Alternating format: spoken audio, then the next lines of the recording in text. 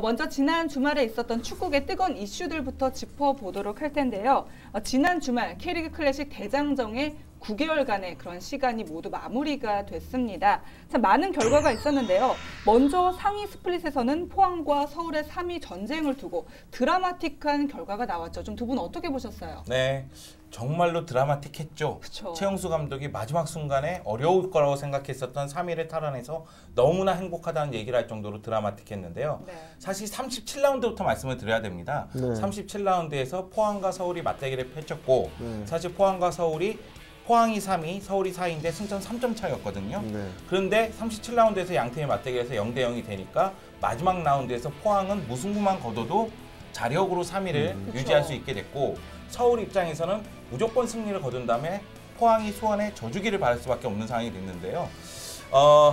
결국 포항이 수원에게 패배를 당했습니다. 네. 먼저 김광석 선수가 선제골을 넣었음에도 불구하고 산토스와 정대세가 연속골을 넣으면서 결국 수원이 포항에게 2대1로 승리를 거뒀고 이제 서울은 제주 원정을 갔었는데 제주 원정에서 선제골을 내줬거든요. 그러면서 이제 끌려가는 거 아닌가 그런 생각이 들었지만은 동점골을 기록한 다음에 역시 서울극장 종료 직전에 오스마르가 역전골을 넣으면서 2대1로 승리를 거두면서 서울이 결국 3위를 차지하게 됐습니다. 사실 수원 같은 경우는 이미 2위를 확정 지은 상태에서 포항전에 최선을 다할 것이냐라는 좀 의문이 있었는데 이 경기에서 수원이 좀 말도 안 되는 그런 기적적인 그런 이제 골을 두 골이나 넣는 바람에 결국은 수원의 최대 라이벌인 서울이 또 이제 득을 보게 됐어요. 그래서 서울 팬들이 이제 제주 원정 경기가 끝난 다음에 몇몇 팬들은 수원 응원가를 부르면서 수원의 기쁨을 표했다 이런 이야기도 있더라고요. 굉장히 좀 재미있는 상황이 좀 펼쳐진 거죠. 포항 같은 경우는 이번 시즌 서울이 정말 얄미울 것 같아요. 사실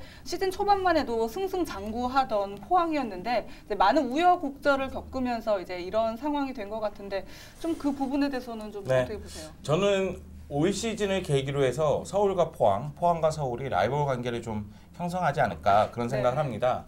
왜냐하면은 포항과 서울이 올 시즌에 FA컵 16강 그리고 AFC 챔피언스리그 8강 1, 2차전까지 포함해서 총 7번 대결을 펼쳤고요. 그러면서 결국 스코어를 말씀드리면은 1승 5무 1패로 대등한 성적을 거뒀습니다만 결국 FA컵 16강 승부차기 끝에 서울이 이겼죠. 그리고 AFC 챔피언스리그 8강전 끝나고 나서 승부차기 끝에 또 서울이 이겼거든요. 그러니까 중요 순간마다 포항의 발목을 서울이 잡고 위로 올라갔고 그리고 3위 경쟁도 굉장히 치열했는데 마지막 순간에는 서울이 웃었기 때문에 포항 입장에서는 아마도 다음 시즌에는 칼을 좀 갈지 않을까 생각합니다. 그러니까 이제 그 두 팀 감독이 굉장히 또 친하잖아요. 그래서 황선우 감독과 최용수 감독이 대표팀 시절부터 굉장히 좀 절친이었고 이제 선후배 관계였는데 사실 선수 생활에서는 황선우 감독이 마지막 이종의 미를 거두면서 좀 더 성공했다라고 볼 수 있지만 지금 이 감독 간의 맞대결에서는 최용수 감독이 조금 더 황선우 감독을 많이 괴롭히고 있지 않나 좀 이런 생각을 하게 됩니다. 맞아, 좀 어떻게 보면 유종의 미를 거둔 건 어쨌든 최용수 감독이지 않나 좀 그런 생각이 드는데요. 서울과 포항 이런 팀의 운명이 엇갈린 것뿐만 아니라 좀 개인적인 기록 부문에서도 지난 최종 경기를 통해서 좀 많이 바뀌었죠. 네, 일단 스테보, 이동국, 산토스 선수가 이제 13골로 득점 이제 선두를 지키고 있었는데 이동국 선수는 이제 일찌감치 부상으로 시즌을 마감했죠. 그리고 스테보 선수는 이제 이 전날 경기에서 득점을 실패하면서 13골로 이제 시즌을 끝냈습니다. 그리고 이제 마지막으로 산토스 선수가 기록에 도전하게 됐는데 포항전에서 극적인 골을 터뜨리면서 결국 14골로 득점왕에 오르게 됐습니다. 네, 산토스가 마지막 라운드에서 득점왕을 차지했다면은 이승기도 마지막 라운드에서 도움왕을 차지했습니다. 레오나르도와 이승기가 모두 도움 10개씩을 기록했지만 경기수가 적은 이승기가 도움왕을 차지하게 됐는데요. 사실 마지막 라운드 치르기 전에는 레오나르도가 사실상 도움왕을 확정지은 것 아니냐 이런 생각을 하고 있을 때 팀 동료인 이승기가 뒤통수를 딱 때리면서 도움왕을 낚아채는 그런 상황이 됐죠. 근데 전북과 울산 경기를 보면서 울산이 좀 이번 시즌에 조금 추락한 모습을 보였던 건 사실이지만 그래도 역시 호락호락한 모습을 보이지 않았던 것 같습니다. 좀 이번에는 하위 스플릿 팀들의 경기도 좀 얘기를 해보겠는데요. 경기 마지막 날 이제 잔류와 강등의 기로에 놓여 있던 하위 스플릿 팀들 중에서 특히 성남 같은 경우는 FA컵 우승에 이어서 K리그 잔류, 클래식 잔류에도 성공을 했어요. 네, 굉장히 중요한 경기였죠. 지난 주말 이제 부산과의 경기가 있었는데 0대 0으로 팽팽하던 후반 10분에 이제 곽혜성 선수가 이제 중거리 볼을 이제 골로 연결하면서 1대 0으로 승리를 거뒀고 이로써 성남이 9승 13무 16패 승점 40점을 기록하게 됐거든요.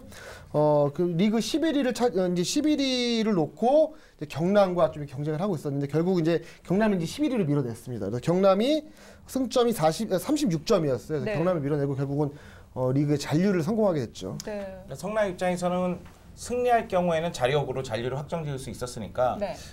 결국 승리하면서 9위로 리그를 마감하게 됐고요.